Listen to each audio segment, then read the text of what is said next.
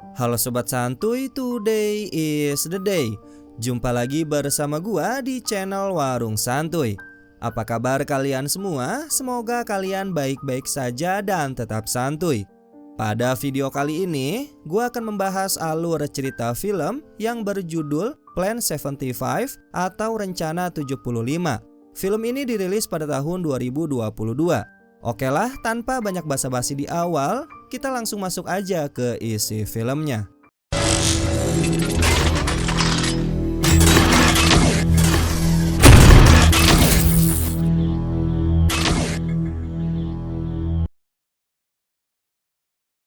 Film dimulai di Jepang dengan menampilkan seorang pemuda yang masuk ke panti jompo sambil membawa kamera dan senjata.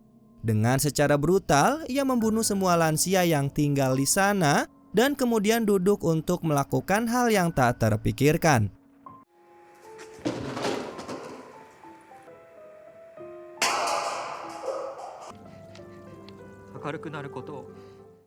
Sebelum menarik pelatuk shotgunnya, dia merekam pesan terakhir di depan kamera. Dia berbincang tentang bagaimana populasi lansia yang sangat tinggi di Jepang menjadi beban bagi perekonomian negara, yang pada akhirnya menyebabkan kesulitan bagi generasi muda atau generasi penerusnya. Jepang, sebuah negara dengan sejarah panjang tentang orang-orang yang mengorbankan diri untuk kebaikan bersama. Dan dia melakukan ini berharap bahwa langkahnya yang sangat berani dan resiko bisa membuat pemerintah Jepang bergerak cepat untuk mengatasi masalah ini. Dia kemudian menempatkan senjata di kepalanya dan menarik pelatuknya. Kemudian, sebuah laporan berita mengungkapkan bahwa pemerintah telah memperkenalkan sebuah rancangan undang-undang yang disebut Plan 75 atau Rencana 75, yang bertujuan untuk membantu kematian para warga yang usianya di atas 75 tahun. Rancangan undang-undang ini disahkan meskipun mendapat kecaman dari berbagai elemen masyarakat lokal maupun internasional. Rencana 75 yaitu sebuah kebijakan yang memberikan hak kepada warga yang usianya di atas 75 tahun untuk menjalani eutanasia. Arti eutanasia adalah tindakan mengakhiri hidup seseorang dengan sengaja untuk menghilangkan penderitaannya. Selain itu, para lansia akan menerima tunjangan sebesar 100.000 yen untuk memastikan mereka dapat menjalani hari-hari terakhirnya dengan nyaman. Di adegan berikutnya, kita diperkenalkan dengan seorang wanita tua berusia 78 tahun bernama Michi. Meskipun usianya sudah lanjut, dia masih bekerja sebagai cleaning service di sebuah hotel. Rutinitasnya sehari-hari meliputi bekerja, berkumpul dengan rekan-rekan seusianya, lalu pulang sendirian.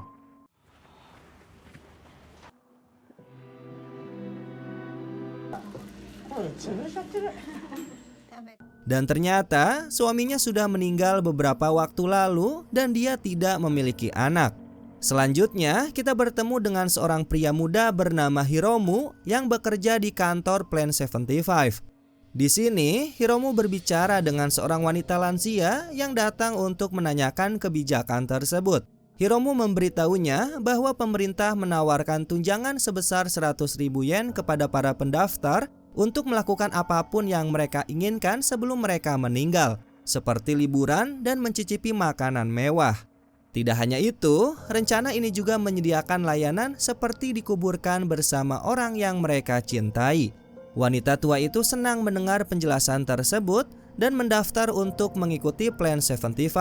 Hiromu pun memproses data wanita tua itu dengan memberikannya senyuman ramah. Tetapi di dalam isi hati Hiromu, dia merasa tidak nyaman dengan pekerjaannya ini. Setelah itu, kita bertemu dengan seorang wanita Filipina bernama Maria.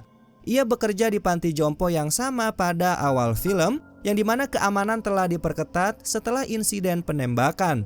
Di sini terungkap bahwa Maria memiliki seorang putri yang tinggal di Filipina yang menderita penyakit jantung dan harus segera melakukan operasi. Namun, Maria kesulitan untuk mengumpulkan uang dan menangis karena merasa sangat frustasi. Ay, hello na laruan mo. Parating na yun, ha? Adegan kemudian beralih ke Michi dan teman-temannya yang sedang berkumpul di tempat karaoke pada akhir pekan. Salah satu wanita memberitahu mereka tentang paket Platinum Plan 75 yang mencakup menginap di hotel mewah, perawatan spa, studio foto, dan beberapa opsi hiburan lainnya. Dia menyebutkan bahwa mereka semua akan mati cepat atau lambat, dan ini adalah cara yang indah untuk pergi selama-lamanya dari dunia. Wanita itu juga mengklaim bahwa ini adalah sesuatu yang perlu dipikirkan demi masa depan cucu-cucunya. どんな料理が出るの？すごい豪華。ゆくゆくはの話よ。あと写真館。 Setelah karaoke, Michi menginap di rumah temannya yang bernama Inko. Saat mereka akan tidur, Inko bercerita bahwa anak perempuannya tidak pernah menghubunginya selama beberapa tahun. Dia mengatakan bahwa meskipun memiliki anak dan cucu, dirinya merasa sangat kesepian. Michi pun menenangkan temannya itu dengan mengatakan bahwa kita semua memang sendirian di dunia ini, dan dia berusaha menghiburnya. Kemudian, kedua wanita itu saling menggenggam tangan dan tertidur.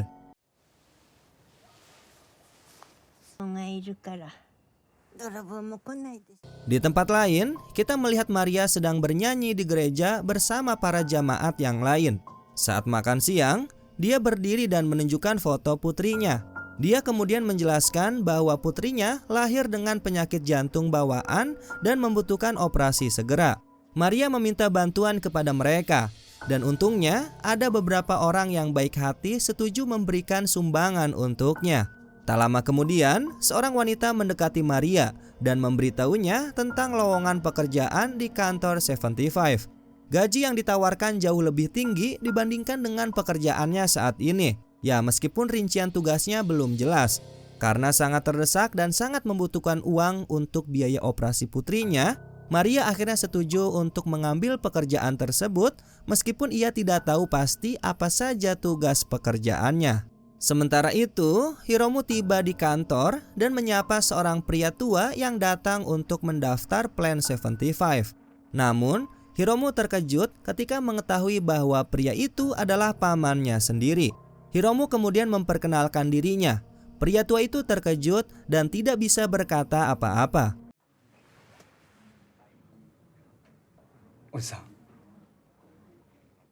Setelah itu, Hiromu berbicara dengan bosnya tentang pamannya yang mendaftar Plan 75. Hiromu mengungkapkan bahwa mereka bertemu lagi setelah 20 tahun dan pamannya bahkan tidak hadir di pemakaman ayahnya Hiromu. Bosnya menyarankan Hiromu agar memproses data pamannya kepada rekan kerjanya yang lain supaya tidak menjadi tekanan bagi Hiromu. Dan Hiromu pun akhirnya menyetujui opsi tersebut. Di sisi lain, Michi dan teman-temannya diberhentikan dari tempat mereka bekerja, yang dimana pihak hotel sengaja memberhentikan mereka karena tidak mau di antara mereka meninggal saat bekerja, yang dimana mereka ini sudah pada lansia. Saat mereka sedang mengemas barang-barang, Michi bertanya pada teman-temannya kemana mereka akan pergi selanjutnya. Dan mereka semua mengatakan bahwa mereka akan tinggal bersama anak atau cucu mereka. Michi sedih dan sangat tersentuh saat mendengarnya. Ya, karena dia tidak memiliki keluarga ataupun anak.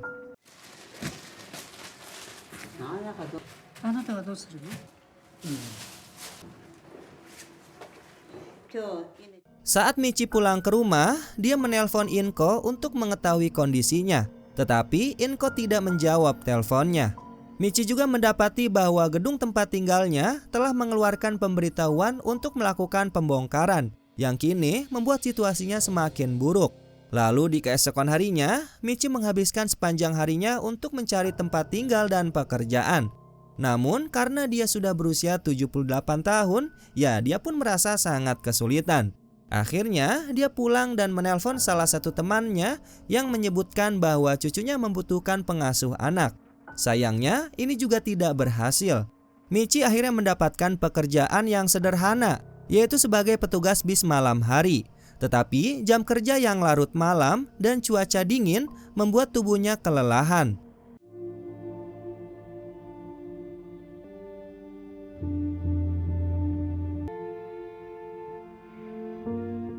Pagi berikutnya, Michi datang ke rumah Inko untuk menemuinya. Namun, dia dibuat terkejut mendapati tubuh temannya yang sudah tak bernyawa tergeletak di lantai. Hal ini membuatnya sangat terpukul karena satu-satunya teman dekat telah meninggal.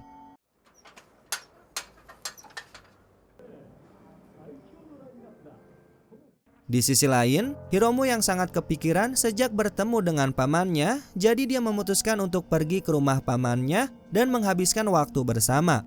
Mereka mengobrol santuy tentang kehidupan mereka, dan Hiromu menemukan buku catatan donor darah di atas meja. Pamannya mengungkapkan bahwa dia bekerja sebagai tukang bangunan di berbagai kota di Jepang, dan pamannya selalu mendonorkan darah setiap kali dia mengunjungi tempat baru. Ketika pamannya bertanya tentang orang tua Hiromu, Hiromu memberitahu bahwa ayahnya telah meninggal dan ibunya menikah lagi. Setelah makan malam, Hiromu mencuci piring sedangkan pamannya duduk di depan TV. Mereka mendengar tentang pertumbuhan ekonomi negara Jepang sejak diterapkannya Plan 75. Ternyata pemerintah berniat menurunkan syarat usia menjadi 65 tahun di tahun depan.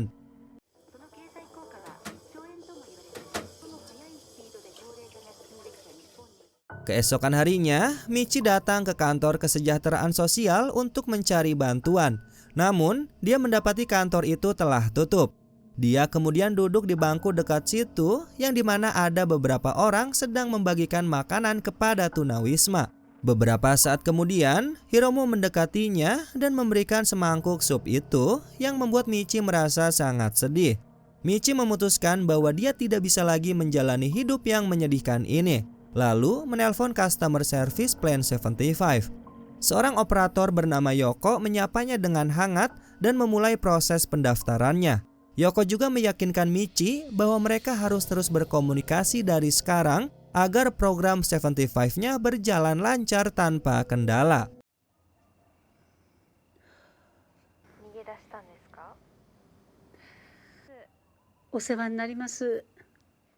Di tempat lain, kita melihat Maria bekerja di kantor Plan 75. Ternyata pekerjaannya yaitu membereskan barang-barang milik orang yang telah meninggal dan tidak memiliki keluarga, serta mempersiapkan mereka untuk dikremasi. Saat dia bekerja, rekan kerjanya menyerahkan jam tangan mahal milik orang yang sudah meninggal. Maria mencoba menolaknya, namun pria itu bersikeras bahwa orang yang sudah meninggal tidak akan membutuhkan barang-barang ini lagi. Dan barang-barang ini pada akhirnya akan dibuang juga. Mendengar hal itu, seketika Maria teringat pada putrinya dan dengan keadaan mendesak, ia akhirnya menerima jam tangan tersebut. Selama beberapa hari berikutnya, Yoko dan Michi terus berkomunikasi. Dalam rencana 75 ini, jadi setiap pendaftar, mereka difasilitasi staf konsultan masing-masing.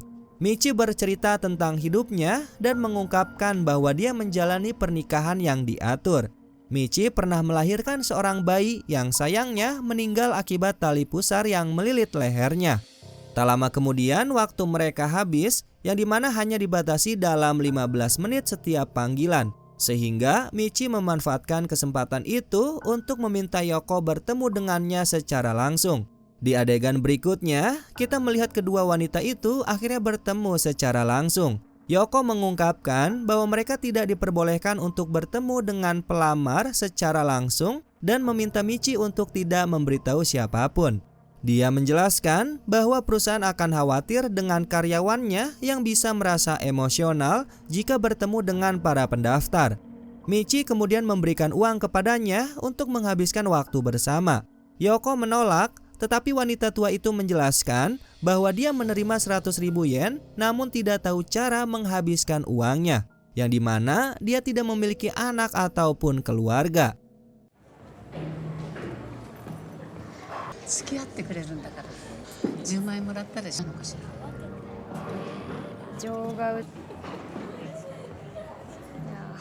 Di tempat lain, Hiromu sedang membuka stand untuk mengiklankan program Plan 75. Namun hal itu membuat beberapa orang marah dan mereka mulai melempari sampah ke arahnya.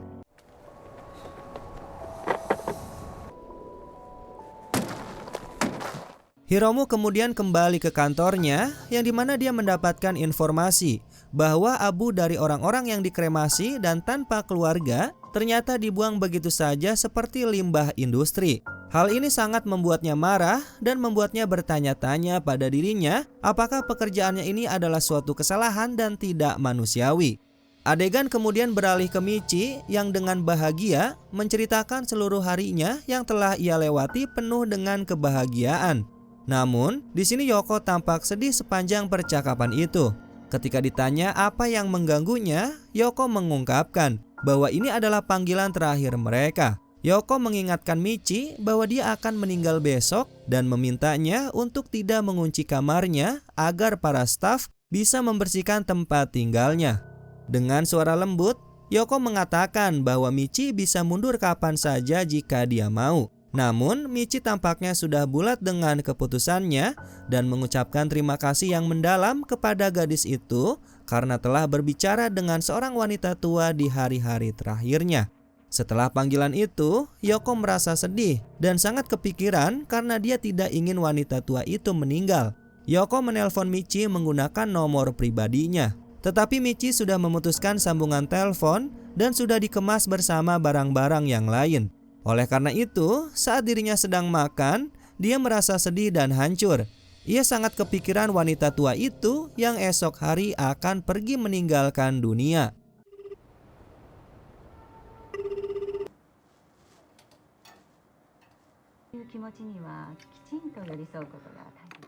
Keesokan paginya, Michi terbangun di apartemennya yang sudah kosong dan melihat tangannya bergerak. Dia berjuang untuk memahami kenyataan bahwa dalam waktu dekat, tangan itu tidak akan lagi memiliki kehidupan di dalamnya. Dia menjalani rutinitas paginya seperti yang sudah ia lakukan selama 78 tahun. Ia melangkah ke balkon dan menyaksikan matahari terbit untuk terakhir kalinya. Lalu, dia mengucapkan selamat tinggal pada dunia.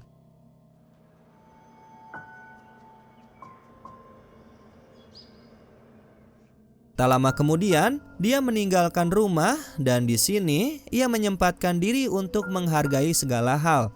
Dia melihat anak-anak bermain di taman, merasakan sinar matahari yang menyentuh wajahnya, dan mengamati cahaya lampu yang berkelap-kelip saat bis melewati terowongan.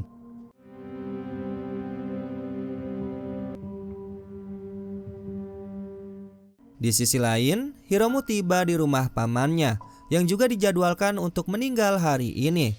Mereka makan siang bersama tanpa mengobrol seperti biasanya. Ketika Hiromu kembali setelah mencuci tangan, dia melihat pamannya memegang gelas anggur dalam keadaan tak bergerak. Ya, seolah-olah dia telah kehilangan jiwanya.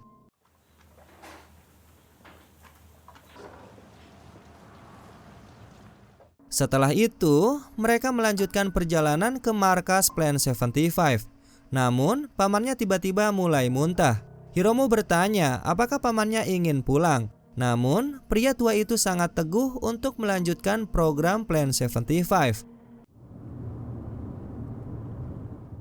Beberapa saat kemudian, mereka tiba di tujuan, yang dimana Hiromu langsung saja menurunkan pamannya dan kemudian pergi.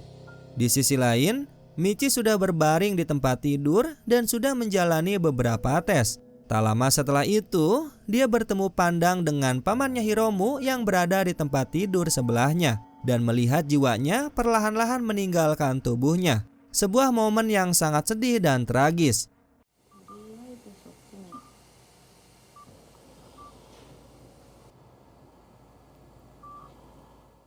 Atas kejadian itu, membuat Michi sangat ketakutan dan menyadari bahwa dia masih sangat ingin hidup. Di sisi lain, Hiromu yang sedang dalam perjalanan pulang, ia merasa gelisah memikirkan pamannya. Dia memutuskan bahwa dirinya harus menghentikan pamannya atau berbicara dengannya untuk terakhir kalinya. Dengan cepat, ia segera kembali ke kantor Plan 75 untuk menyelamatkan pamannya. Namun, ketika dia sampai di sana, takdir berkata lain. Dia mendapati bahwa pamannya sudah meninggal. Sementara itu, Michi duduk di tempat tidurnya dan telah memutuskan untuk tidak mengakhiri hidupnya.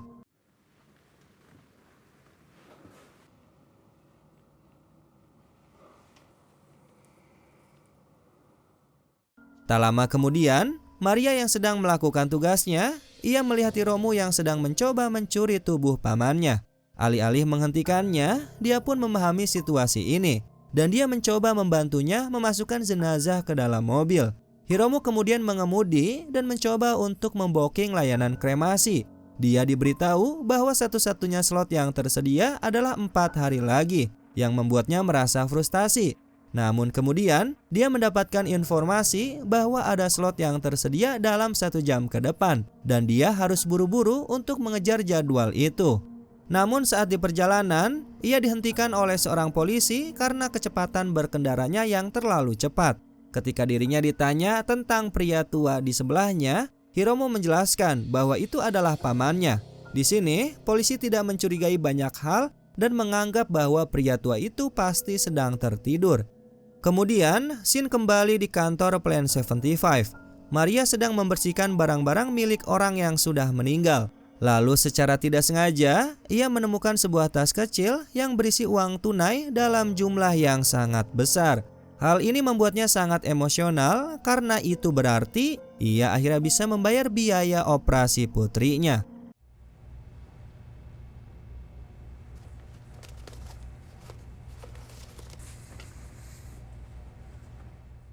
Di sisi lain, Michi menyelinap keluar dari markas itu dan menuju ke sebuah bukit. Ya, tampaknya setelah menyaksikan pamannya Hiromu yang meninggal, membuat Michi mempertimbangkan ulang keputusannya itu dan memilih untuk melanjutkan hidupnya. Dia akhirnya sampai di puncak bukit dan menyaksikan matahari terbenam di atas seluruh kota. Film pun berakhir dengan Michi yang menyanyikan lagu yang sama seperti yang dia nyanyikan di karaoke bersama teman-temannya.